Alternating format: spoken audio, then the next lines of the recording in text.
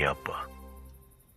அவர் தான் எனக்கு காட்ஃபாதர், என்னோட பெஸ்ட் ஃப்ரெண்ட், என்னோட சூப்பர்மேன், என்னோட ஃபிலாசபர், கைடு, எல்லாமே.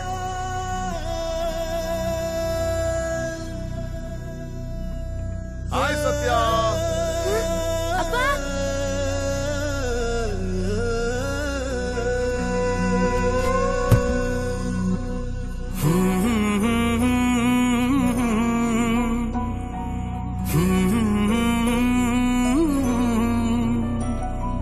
யாவும் நீதானே, என் வாழ்வும் நீதானே, யாவும் நீதானே, என் வாழ்வும் நீதானே, வண்ணம் நீயா, கண்கள் நீயா, யாவும் நீதானே, என் வாழ்வும் நீதானே,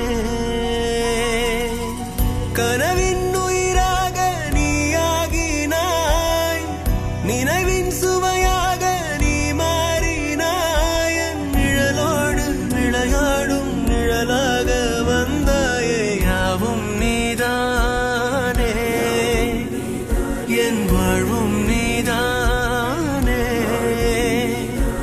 கீதம் நீயா, காற்றே நீயா, யாவும் நீதானே.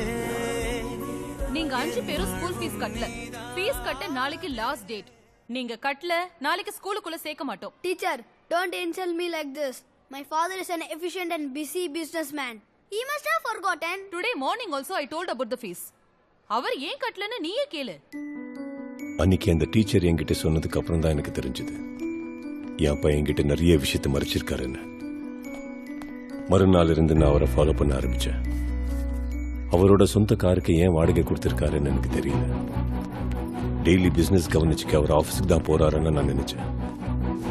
இல்ல, லட்சக்கணக்கில் சம்பாதிச்சவர் 100-200க்கு ஏன் இப்படி கெஞ்சிட்டு இருக்கிறார்?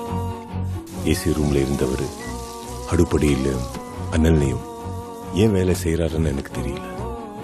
ஒரு காலத்துல போலீஸ் வக்கீலும் எங்க அப்பாவை பார்த்து சல்யூட் அடிப்பாங்க.